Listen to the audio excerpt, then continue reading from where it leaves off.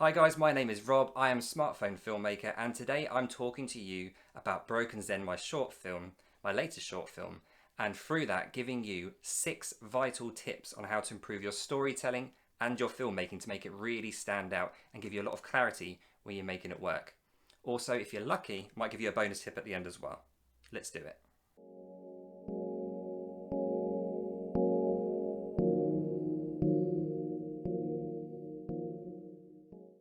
So guys, before we go into the tips, just to let you know, if you want to watch Broken Zen before watching these tips, the link is in the description below, so watch it, give it a like if you don't want any spoilers.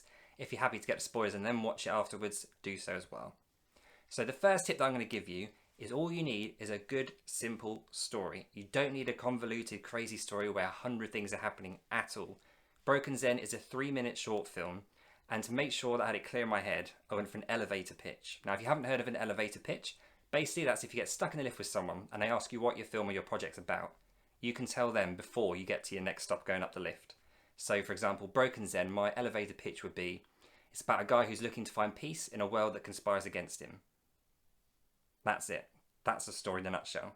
So make sure you got it clear in your mind so when you're filming, you have exactly a real clear knowledge of what you're doing and you know story-wise what's going to work, what's not going to work, so that you know exactly how it's going to come out in the end. So you don't get questioning about these things. You don't start wondering, oh, maybe if he had done that, the story would have gone this way.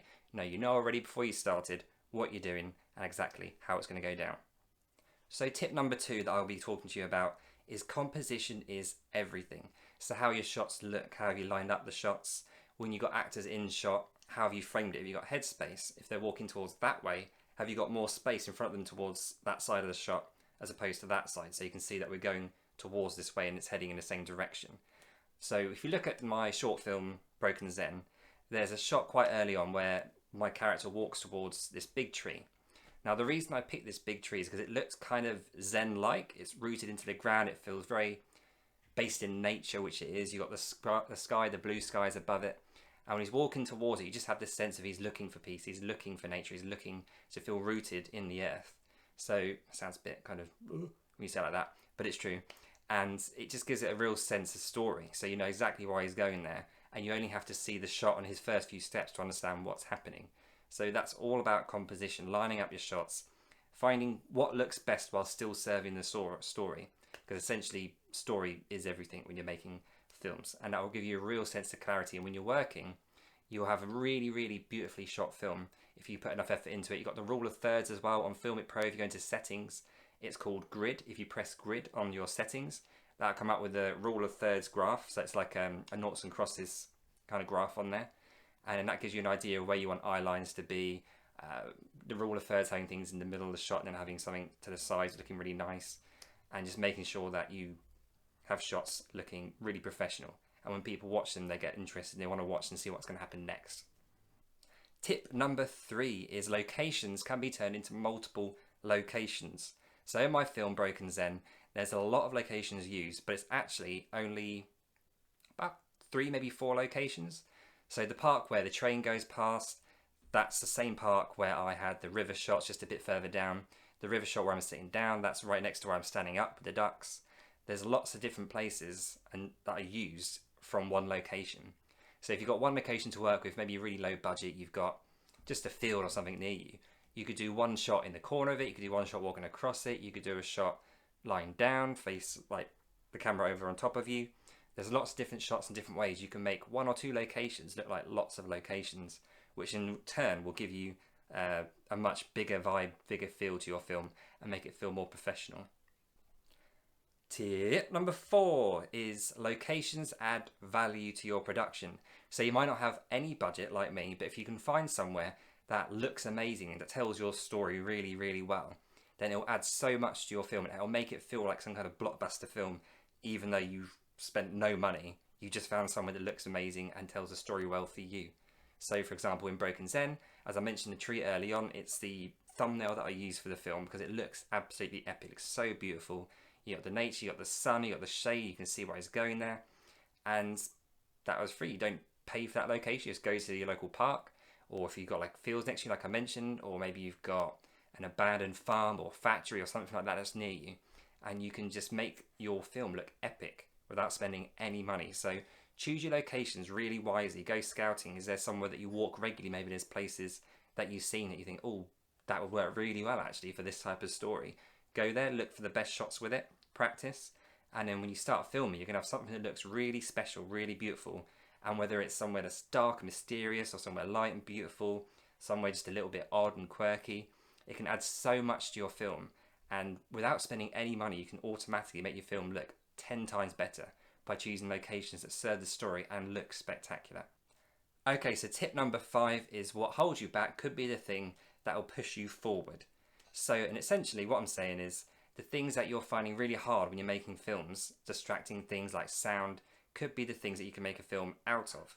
So my second short film that I made, Survive at All Costs, sound was a nightmare. Out the front of the flat that we live in, the back, downstairs, trucks going past, people honking at each other, music being blared out, people chatting really loud, screaming, shouting, kids and families going past. Every sound that could have happened during that time filming Survive at All Costs could have happened and did. So with Broken Zen, what I wanted to do is make a story based around that, because I was so frustrated with all the sounds that were distracting me, and I suddenly thought, light bulb moment, that's what I'm going to have the film based around. It's about someone who just can't find peace, someone who can't find a bit of quiet where he lives, and he's trying desperately to do that. So he goes from place to place to place to place, trying to find peace, trying to relax, and ultimately you'll see what happens at the end of the film. So whatever it is that you find really hard about filmmaking, maybe that's the thing that you should make a film about. So whether it's annoying sounds, maybe you've got a relative or a flatmate that's really annoying, that does things that just winds you up. Make a short film about that. We've all been there. We've all had people that irritate us in our life. You can make a short film, whether it's a comedy or a more dark, maybe someone gets murdered or something, it gets a bit absurd. Make a story out of something that is holding you back. We can all relate to it, and it's an interesting thing to watch if done in the right way. Tip number 6, don't be afraid to direct yourself or actors that you're using in your film. So if you get in a performance where it's not quite where you want it, don't be afraid to say something. An actor who's good will respect you for giving some kind of good direction, whether it's, for Broken Zen, I said to myself a couple of times, just remember how long this day's been for him. Remember how long he's searched for somewhere for peace.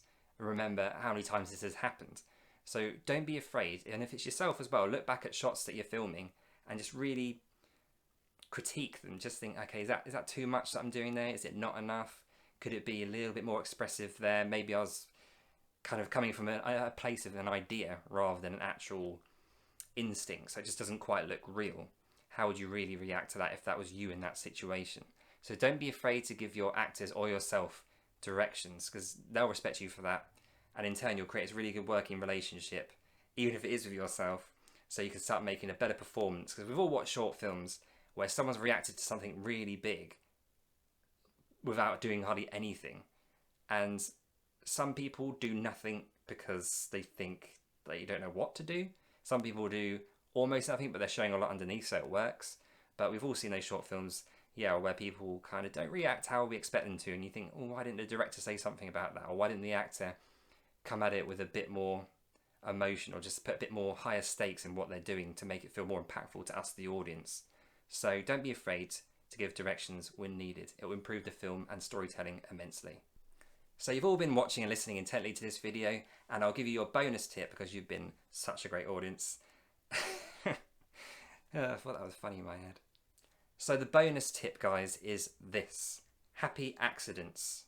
Be glad of them.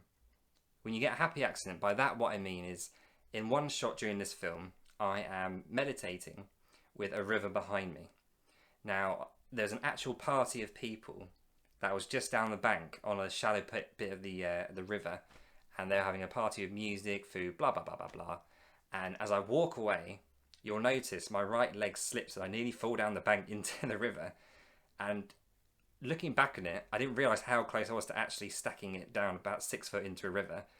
But it works. When you watch it, it just works. He's frustrated, he's not thinking straight, he almost stumbles into the river, then he slaps the wooden fence out of frustration with his sandal.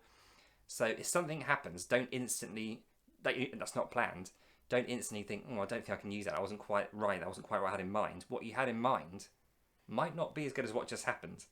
So if something happens that's an accident, don't just disregard it straight away. Think about it, and if it works for the story, this happy accident that happened during that shot could be one of the magic moments of your film. I just want to say a huge thank you to everyone that's subscribed and liked my videos so far. It means a lot. I'm only just starting out. I'm only just starting out in smartphone filmmaking. I'm an actor usually, and I wanted to get into this and find out what it's like to be behind the camera.